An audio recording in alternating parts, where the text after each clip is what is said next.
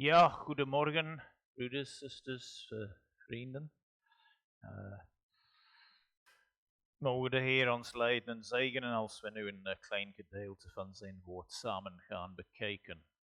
Als u een Bijbel bij u heeft, ik hoop van wel, wilt u Titus 2 openen, dat gedeelte dat broeder Benjamin net voor ons voorgelezen heeft. En hoofdstuk 2 is een kort hoofdstuk, dus ik dacht, we kunnen dat in zijn totaliteit laten voorlezen.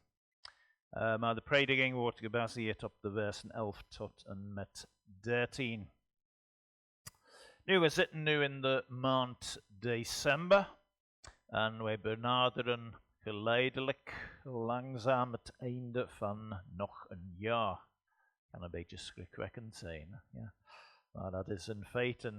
En we hebben misschien gemengde gevoelens, dat kan. Alsof we in een periode van de overgang zijn, een tijd van transitie.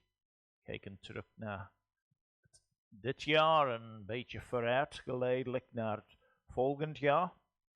En we kijken terug met de gedachte over alles wat is gebeurd.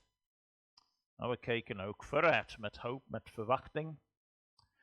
Nou, als wij terugkijken op het jaar 2025, en we zijn nog niet, bijna nog niet aan het einde, het is belangrijk om dit te doen met dankbaarheid. Zeker als belijdende christenen, mensen die de Heer Jezus willen volgen. Dat is belangrijk. Dank de Heer voor de zegeningen. Was het voor u een mooi jaar? Het is belangrijk dat wij terugkijken op 2025 met dankbaarheid. En ja, hoezo? Wel ja, dat hoort bij het leven van een christen om dankbaar te zijn tegenover de Heer. Nu was het misschien voor u een moeilijk jaar. Wel, de Heer heeft u doorgebracht. Ja. U bent nog hier. U leeft nog, u gaat door. Dus dank de Heer om die reden. Nu was het een mooi jaar voor u geweest. Dan wel dank de Heer voor die zegeningen, voor die mooie dingen. We kunnen allerlei ervaringen delen. Daarover heb ik geen twijfel. Sommigen onder ons hebben misschien iemand heel dierbaar verloren dit jaar. Anderen hebben in de familie of in de bredere familie een baby gekregen. Sommigen hebben medische ingrepen of operaties gehad. Anderen hebben van een goede gezondheid genoten. Sommigen onder ons misschien werk kwijt in het jaar 2025, dat kan. Anderen vonden ook nieuw werk. Sommigen hadden spanning met werkcollega's. Anderen kwamen goed overeen en genieten van de sfeer op hun werkplaats. Maar laat ons dankbaar zijn tegenover de Heer voor zijn leiding. Maar laat ons ook vooruitkijken met vertrouwen op hem naar de toekomst toe. Dat is ook heel belangrijk. Wat heeft hij voor ons voor in het jaar 2026? Wat heeft hij voor ons voor als een kerkgemeenschap? Christenen leven altijd in een sfeer van evenwicht tussen de twee komsten van de Heer. Wij kijken terug met dankbaarheid naar zijn eerste komst. En alles wat dat betekent. Alles wat hij bereikt heeft. Maar we kijken ook vooruit. Met vertrouwen op hem. En er is iets heel belangrijks om te weten. De Heer geeft ons alle nodige genade. Met andere woorden, hij geeft ons alles wat wij nodig hebben. En de titel van de boodschap van morgen is genade in alle omstandigheden. Genade in alle omstandigheden. Dit zien wij ook in onze tekst vandaag, Titus 2, vers 11 tot en met 13. En ja, als we aandachtig bekijken, zien wij dat vers 11 iets met de verschijning van de Heer te maken heeft. Het verleden, zeg maar. En vers 12 gaat om hoe wij nu moeten voor hem leven, de tegenwoordige tijd. En vers 13 gaat om de toekomst. Dus er is een mooie evenwicht. En ook in de versen die daarop volgen. En ik zou graag een mini-reeks willen doen over deze 5 versen eigenlijk. Nu volgende week, zo de Heere wil, zal vers 14 aan bod komen. En de week daarop vers 15. Maar 2 Titus 2 vers 11 tot en met 13. Ik lees die versen even opnieuw. Voor Gods woord leert hier als volgt. Want de zaligmakende genade van God is verschenen aan alle mensen. En leert ons de goddeloosheid, de wereldse begeerten te verloochenen. En in deze tegenwoordige wereld bezonnen, rechtvaardig en godvruchtig te leven. Terwijl we verwachten de zalige hoop en verschijning van de heerlijkheid van de grote God en onze zaligmaker, Jezus Christus. En dat is een tekst dat verwijst naar de eerste komst van de Heere. Als er sprake is over zijn verschijning, denken wij aan zijn aardse leven. Wat begonnen was met zijn geboorte, natuurlijk. En als we denken aan hem aan het sterven, wel denken wij meer aan het kruisiging en het verzoeningswerk. Maar het hoort allemaal bij elkaar. Eén verlossingsplan. Ja, de geboorte, het aardse leven van onze Heer, zijn verzoeking, zijn onderwijs, zijn genezing, zijn verkondiging, wat dan ook. Zijn kruisiging, zijn opstanding, zijn hemelvaart en zijn terugkomst. Dat is nog toekomst. Maar we weten dat ook niet wanneer. Maar de Heer zal zeker terugkomen. Maar hij zorgt voor zijn kinderen in alle omstandigheden. Dus we kijken terug met dankbaarheid. We leven in de tegenwoordige tijd. We willen hem volgen nu in het jaar 2025 en als de Heer ons spaart tot in 2026 enzovoort enzovoort. En wij kijken ook vooruit naar zijn terugkomst, zijn wederkomst en de afronding van alle dingen. Nu even een klein beetje achtergrondinformatie te geven over deze brief, de brief van Paulus aan Titus. Werd geschreven rondom het jaar 65 na Christus, dus 65 in de eerste eeuw. Titus was een medewerker van de apostel Paulus. Paulus had medewerkers. En hij had ook medewerkers nodig. Hij noemt een ganse lijst. Nooit opgeteld, maar ik denk al, als we het Nieuwe Testament zouden gaan uitpluizen, we zouden meer dan 100 christenen vinden die genoemd zijn als volgeling van de medewerkers, medewerksters. Een lange lijst aan het einde van de Romeinenbrief bijvoorbeeld. Lange lijst van groeten. De evangeliewerk, het betekent teamwork. Niemand kan het alleen. En Titus had de opdracht gekregen om op het eiland van Krete artsen aan te stellen in de verschillende kerken. Dat was noodzakelijk. En Paulus schreef deze brief om Titus gedeeltelijk te helpen in die taak, om aardelingen aan te stellen. Nu, de brief is eigenlijk heel eenvoudig, heel gemakkelijk om te lezen. Normaal gezien zou je dat op 10 minuten tijd kunnen doorlezen. 3 hoofdstukken, gaat vrij snel. Je kan geen 10 minuten vinden in een dag. Er zijn 24 uren op een dag en het is eigenlijk soms een goede oefening om een ganse Bijbelboek in 1 stuk door te lezen. Je krijgt de stroom mee als het ware. Natuurlijk, dat is bij sommige boeken heel moeilijk. Denk aan de boeken zoals Jesaja met 66 hoofdstukken of Jeremia. die precies zo lang is als Jesaja qua tekst, enkel 52 hoofdstukken, maar ja, langere versen en langere hoofdstukken.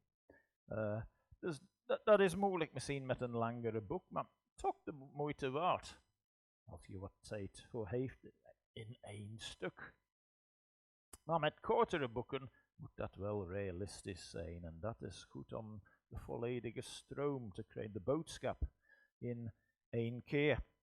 Nu, het thema van Titus is het onlosmakelijke verband tussen woord en daad, geloof en gedrag.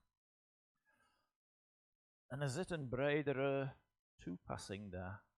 De Bijbel kent absoluut geen scheiding tussen theorie en praktijk. Ze horen samen, geen onderscheid tussen woord en daad, geloof en gedrag. Ik kan dat vanuit dit hoofdstuk heel kort illustreren.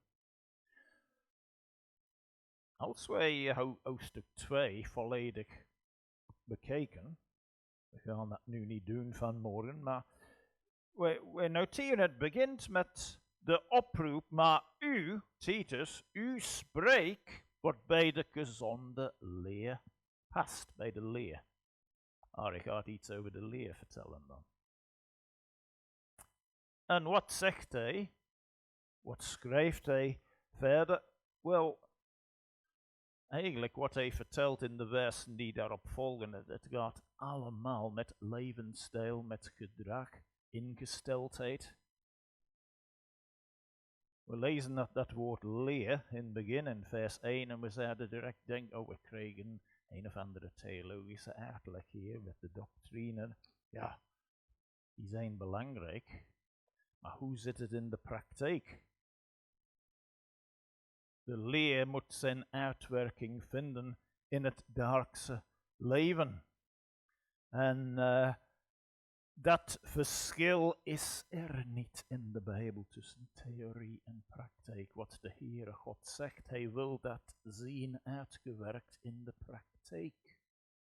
Wat wij geloven, dat moeten we leven. Ja? En dat is wat de Heere verwacht.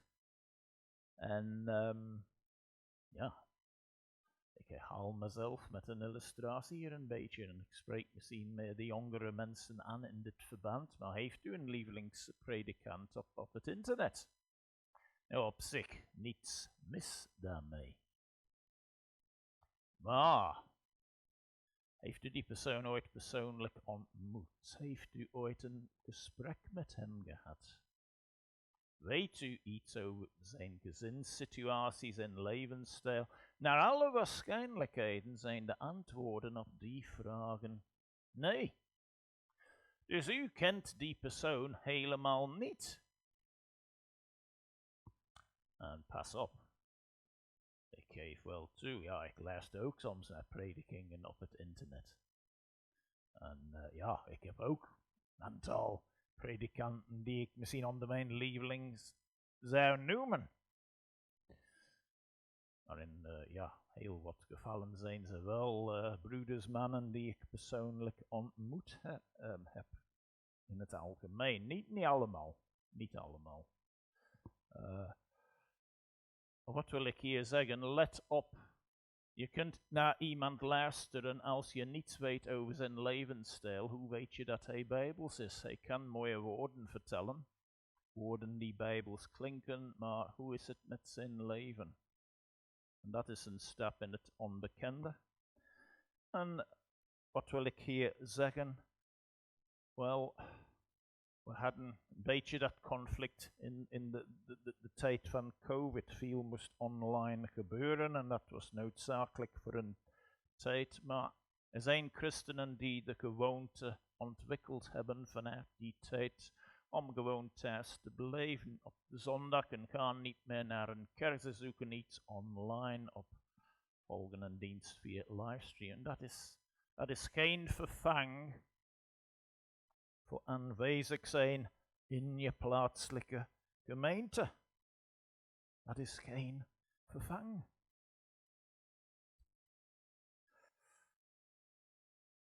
De leer van de Bijbel moet geleefd worden. Om verschillende redenen. Wel, 4 redenen heb ik hier opgeschreven. Ik zal die rap doorgeven. Nummer 1, dit is de wil van God. Dat is wat hij wil. Nummer 2, enkel op die manier wordt de Heere verheerlijkt. Dus anders wordt zijn naam in oneer gebracht. Dit is een bewijs dat het geloof echt is. Iemand die je kent, een ongelovige zelfs. Ze zien dat u oprecht bent, kunt u wel een stapje vooruit. Ze willen uw geloof niets van weten op zich, maar ze zien dat u oprecht bent. En dat creëert toch mogelijkheden. Als ze het tegenovergestelde zien, dan ze nog minder interesse hebben. Zo is dat. En de 4e reden, dit is de enige boodschap die vele mensen ooit zullen zien. Daarmee bedoel ik uw persoonlijk leven. Misschien zijn er mensen in onze samenleving, onze maatschappij. U bent de enige christen die ze ooit zullen ontmoeten. Dat is best mogelijk. Niet altijd, maar het is mogelijk. Dat wil zeggen, hun enige blootstelling tot iets geestelijks, tot het evangelie, een beetje kennen, het komt door uw leven. Ja, dat is een grote verantwoordelijkheid. U kent mensen die ik persoonlijk niet ken. Ik ken mensen persoonlijk die u niet ken. Wij in onze respectieve sferen, wij hebben die verantwoordelijkheid. De Heere Jezus altijd met ons mee te nemen. Hem uit te stralen als het ware. In onze woorden, in onze houding, in onze gedachten en in onze daden. Het is belangrijk, de boodschap, het moet geleefd worden. Paulus wil dat echt benadrukken tot Titus. En we zien in Titus 2 deze boodschap voor alle groepen van de bevolking. Ja, we zouden kunnen doorgaan. Maar om het rap samen te vatten, de oude mannen worden aangesproken in vers 2. En in vers 3 en vers 4 de oudere vrouwen worden aangesproken. Dan in vers 4 en 5 de jonge vrouwen. Dan in vers 6 de jonge mannen worden aangesproken. En vers 7 en 8 vind ik het ook mooi. Het is alsof Paulus wil Titus, zijn medewerker, even een kleine waarschuwing. Hey Titus, vergeet het niet, het is voor jou ook. Voor jou ook, dit is voor iedereen. Vergeet het niet, vers 7. Betoon uzelf in alles een voorbeeld van goede werken. Betoon in het onderwijs zuiverheid, waardigheid, oprechtheid en spreken gezond woord, boven alle kritiek verheven, zodat de tegenstander beschaamd zal staan en niets kwaads van u te zeggen heeft. Ja, Titus, het is voor u ook. Dat vind ik een mooi stukje. Dan de slaven worden aangesproken in vers 9 en 10. We kunnen hen een beetje vergelijken in onze cultuur met de werkende mensen, zeg maar. En alle mensen moeten werken. Of het vrijwillig werk is of betaald werk, wat dan ook. Dat is de bedoeling van de Heer. En anders kan een maatschappij niet functioneren. Maar mijn punt is, hij wil iedereen aanspreken. Zelfs de lezer van die brief. Hij moest ook aangesproken worden. En wij lezen dan in vers 11, kom dan tot mijn tekst, want de zaligmakende genade van God is verschenen aan alle mensen. Genade is gekomen, de zaligmakende genade. Wat is genade? Want in het Oude Testament draagt dat soms de betekenis van een gunst of schoonheid, iets wat moois is.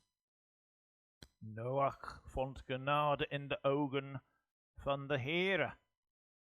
Hij vond gunst in de ogen van de Heere. Genesis 6 en vers 8. Nu in het Nieuwe Testament krijgt dat woord genade een iets bredere waaier van betekenissen. Genade, en dat is charis in de Griekse grondtekst, en wij krijgen ons woord charisma daarvan. Komt 155 keer voor in het Nieuwe Testament. Nu reken dat uit op 260 hoofdstukken. Het is bijna, het is bijna om de 2 hoofdstukken. Of een beetje frequent eigenlijk. 100 keer, 100 van die 155, ja, die zijn door Paulus gebruikt in zijn 13 brieven. Wat zijn een aantal van de betekenis dan? Wel, genade is soms een kenmerk van de Heere zelf. Een kenmerk van hoe hij zelf is. Het vertelt iets over zijn eigen karakter. 2 Korinthe 8 vers 9, want u kent de genade van onze Heere Jezus Christus. Dat met andere woorden, de genade die hij getoond heeft. Het kan ook de betekenis van gunst, ook een beetje zoals in het Oude Testament, gunst. Gunst met als gevolg bevrijding van een mens van de schuld en de straf van de zonde. Het dynamisch werk van de Heilige Geest in het hart en hun ingang in de gloria. Efeze 2 vers 8, want uit genade bent u zalig geworden door het geloof en dat niet uit u, het is de gave van God. Genade kan betekenen de toestand van, de toestand waarin een christen staat. Bijvoorbeeld in Romeinen 5 vers 1 en 2 lezen we het volgende. Wij dan gerechtvaardigd uit het geloof hebben vrede bij God door onze Heer Jezus Christus. Door hem hebben wij ook de toegang verkregen door het geloof tot deze genade waarin wij staan en wij roemen in de heerlijkheid van God. Dat gaat ook om de geestelijke toestand van de gelovigen. In Efeze 4 vers 7 vinden wij ook iets gelijks, maar aan ieder van ons is de genade gegeven naar de maat van de gave van Christus. De Heere geeft genade aan zijn kinderen die tot hem roepen. Nu Titus 2 en vers 11, het verwijst naar de tweede van deze betekenissen. Maar ik wil eigenlijk een aantal dingen zeggen over de genade. Die genade verschijnt aan ons. In vers 11, want de zaligmakende genade van God is verschenen aan alle mensen. Dit is een verwijzing, ik heb het al gezegd, naar de eerste komst van onze Heere. Hij is verschenen op de aarde, hij is gekomen. Dat is een historische feit. Er zijn zelfs 1 of 2, zelfs ongelovige historici die dat bevestigen in de oude tijd. De historicus Tacitus, een bekende oude Romeinse historicus, geen gelovige, bij men weten. Hij noemt de Heere ook zijn kruisiging in zijn geschiedenisboeken. De Heer is verschenen, hij is op aarde gekomen, geboren in Bethlehem, opgegroeid. En hij kwam om de redding te brengen. Hij is verschenen. De zaligmakende genade. De genade die de redding brengt. Dit is een boodschap voor alle mensen. En dat wil zeggen, aan de christenen vindt men allerlei soort mensen. Niemand is uitgesloten, er is geen excuus. Het is een boodschap, voor jongens, voor meisjes, voor mannen en vrouwen, voor oudere mannen, oudere vrouwen, jongere mannen.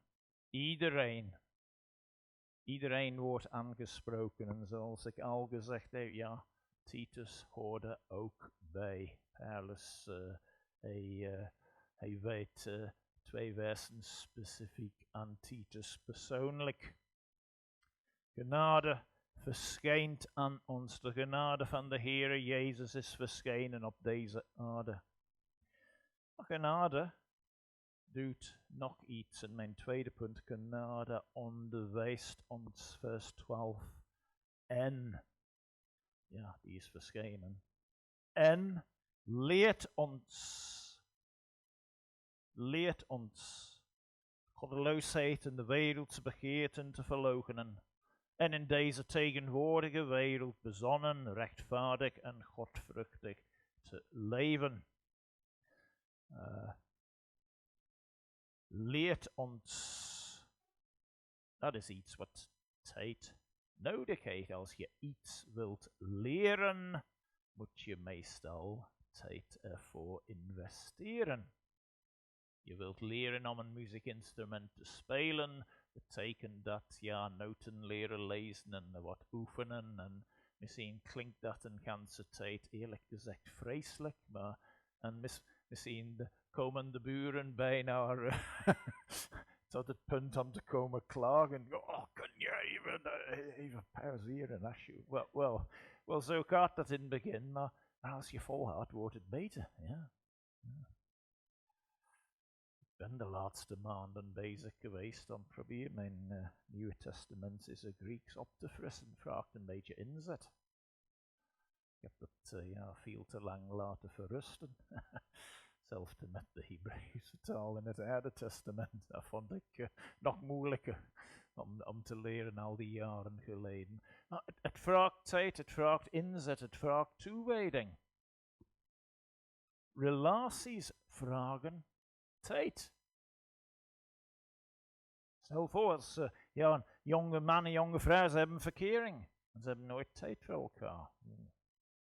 Kun je bijna zeggen, ja, dat gaat niet goed komen. Altijd uit elkaar. Door werk, door andere verantwoordelijkheden, wat dan ook. Het vraagt tijd, de Heere heeft tijd nodig. Nu, er is een negatieve aspect hier en een positieve aspect. Negatief, de genade leert ons, onderwijst ons om nee te zeggen tegen bepaalde dingen. En het toont ons bepaalde dingen die wij wel moeten aan bod nemen. De negatieve aspect, wij zeggen nee tot bepaalde dingen. Paulus zet die op een rij. Nee tegen de goddeloosheid. Nee tegen de wereldse begeerten. We moeten die verloochenen. Nu, we zouden veel meer daarover kunnen zeggen bij wijze van praktische uitwerking. Een van de belangrijkste punten zijn, het begint bij gebed. Je vraagt om de hulp van de Heer om nee te zeggen tegen bepaalde dingen. Iedereen heeft bepaalde zwakheden, een zwakheid voor bepaalde zonden en we moeten onszelf een beetje kennen.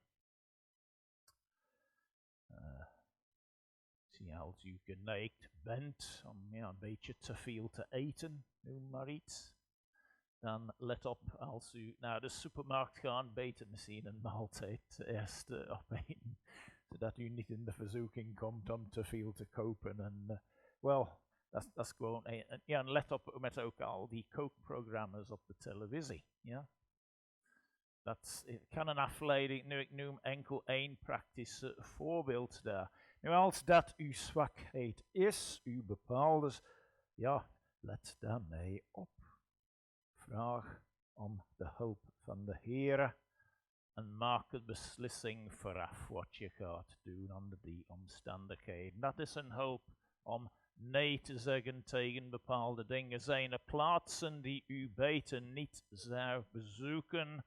Zeg nee tot die plaatsen vooraf. Laat uw benen u in de war op die manier. Ze brengen u tot plaatsen die u beter niet zou gaan. Ja, zeg nee vooraf. Of laat uw ogen overal kijken waar ze niet moeten kijken. Wel, zeg nee vooraf. We zouden veel meer daarover kunnen zeggen, maar we moeten die dingen verloochenen. Ik ben een christen, ik heb de genade van de Heer ontvangen. Je moet soms nee zeggen.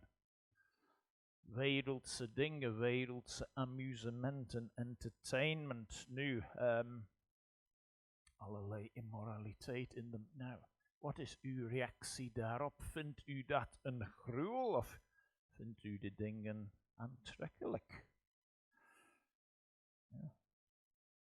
Ik weet, jaren geleden, ik was een aantal jaren in Londen, mijn theologische studies, en ging naar de kerk die naast de theologische school was. En ik was ooit jong ook. Dus ik ging naar de jeugdsamenkomsten in die kerk tijdens die paar jaren. En soms kwamen wij in gesprekken. Ik had ook gesprekken met ouders van bepaalde kinderen. Ze waren echt bezorgd over dingen die hun kinderen deden. En ik heb soms moeten de vraag stellen aan de jongere mensen in de tijd. Ik was een beetje ouder dan zij. Ik was 29 in die tijd. En zij waren rond de 20, een paar tieners, 18, 19, zoiets. Nou, ik zei tot hen, de vraag is, waarom wil je naar die plaatsen gaan om te beginnen? De ouders van die jonge mensen waren bezorgd, die gingen veel te veel, volgens de ouders, naar bepaalde feesten. En ik wist niet alle gegevens, maar waarom wilden ze dat doen? Waarom hadden ze de neiging om die dingen te willen doen? Naar die feesten te gaan. Of andere volk naar de bioscoop gaan, naar filmen vol met allerlei onnuttige dingen. Zij het geweld of zij het seks, wat dan ook. Dat is de vraag, waarom wil je dat doen?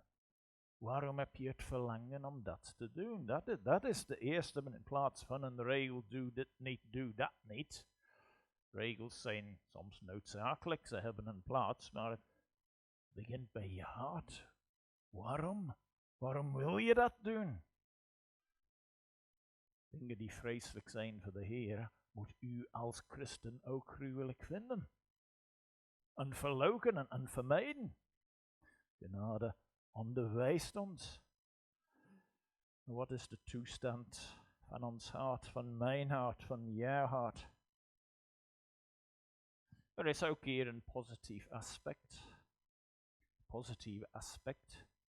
Hoe wij wel moeten leven. En Paulus schrijft hier, wees bezonnen, wees rechtvaardig, wees godvruchtig. Nu, ik zeg opnieuw, we zouden dat ook veel meer kunnen uitwerken bij wijze van toepassing. Ik ga het niet doen omwille van de tijd. Maar heel kort, bezonnen, dat heeft betrekking tot, of het betekent nuchter, sober, verstandig.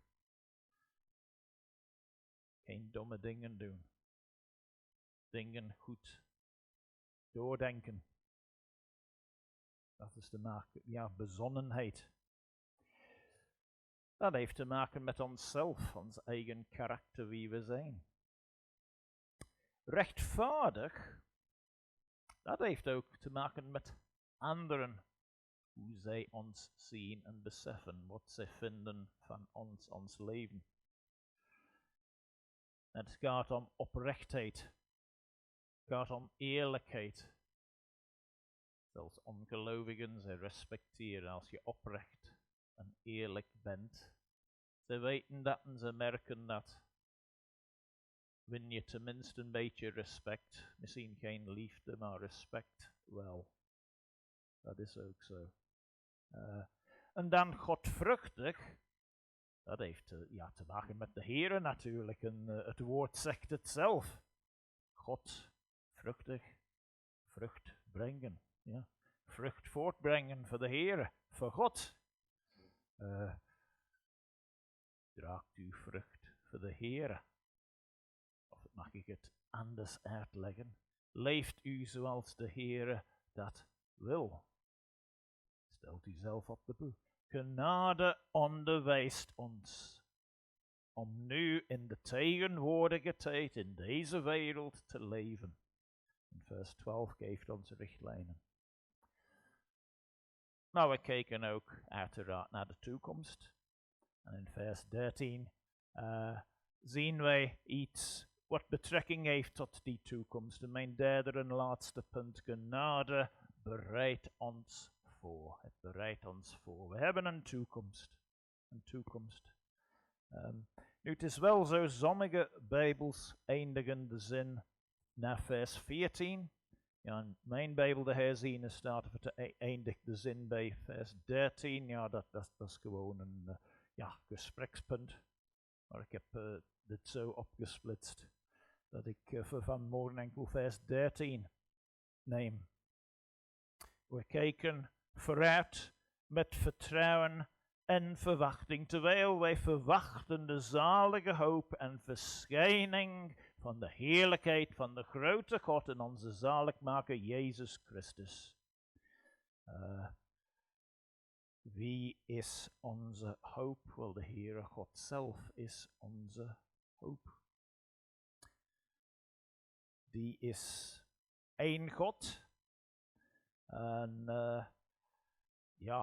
is er verwijzing daar naar een soort splitsing tussen de twee personen daar? Of gewoon naar God in zijn geheel? Dat is ook een discussiepunt onder de theologen. Verschijning en heerlijkheid van de grote God en onze zaligmaker Jezus Christus. Maar dat is niet het belangrijkste. We weten, de Bijbel leert duidelijk, er is maar één God die in 3 personen bestaat. Wat heeft onze God voor ons gedaan? Wel, gaf zijn leven. Gaf zijn leven om ons een toekomst te geven. Nu stel die vraag een keer aan een hindoe. Stel die vraag een keer aan een moslim als je de gelegenheid krijgt. Stel die vraag aan een boeddhist. Of aan iemand van een andere ideologie. Wat heeft uw God voor u gedaan? En ik kan je garanderen, is iets wat ze niet gaan zeggen. Iets wat ze niet gaan zeggen is, mijn God is voor mij gestorven. En dat kan de christen wel zeggen. Mijn God is voor mij gestorven. Hij heeft zijn leven voor mij gegeven. Een moslim gaat het niet zeggen, een hindoe kan het niet zeggen, een boeddhist kan het niet zeggen. Allerlei andere mensen met andere ideologieën, atheïsten en secularisten, nihilisten, existentie, noem maar op. Zij kunnen dat ook niet zeggen. Mijn God is voor mij gegeven. Mijn God heeft zijn leven voor mij gegeven. En dat is een van de unieke punten van het christelijk geloof. Hij heeft zijn leven gegeven om zondaren zoals u en mij te redden. Kent u hem? Kent u de Heere Jezus Christus als uw persoonlijke Heere en Heiland? Vraag hem om in uw leven te komen. Kom tot hem. En weet je, voor christenen is de boodschap precies hetzelfde. Kom tot hem. Als u een christen bent, kent u hem al. U kent hem als Heer, als Heiland, redder. Maar kom tot hem in gebed. Met lofprijs, kom tot hem met dankzegging. Kom tot hem met smekingen voor uw noden. Kom tot hem met voorbeden. Kom tot hem met belijdenis van je zonden. Dat past meest van al helemaal alleen. Dat is veel gemakkelijker, dat beseffen wij. Er zijn prachtige beloftes, ook in dat verband in de schrift.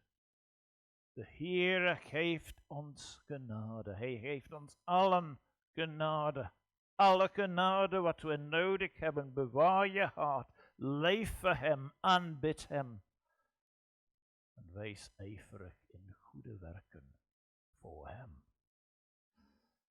Wel, ik sluit gewoon af met vers 15. Zal zo de Heer wil over 2 weken niet over vers 15 zeggen. Spreek over deze dingen. Bemoedigen, wees met alle gezag terecht. Laat niemand u verachten. Amen. Laat ons bidden. Vader in de hemel, we danken u voor dit klein gedeelte vanuit uw woord. En voor al de waarheid die daarin staat. Heere, u heeft dingen te vertellen over het verleden, over het heden, het hier en nu. En ook over de toekomst. Wij verwachten de verschijning opnieuw van uw Zoon. Heere, dank u voor deze blijde boodschap. Het is goede nieuws. Dat maakt mensen blij, het redt hen uit hun miserie. En Heere, we zijn blij en dankbaar dat het zo is. Help ons, help iedereen die een volger van u is, Heere, om tot u te komen. In gebed, in het vragen om uw hulp, het vragen om uw genade, die voldoende is voor al onze nood. Wij vragen al deze dingen in uw dierbare eeuwige naam en uit genade. Amen.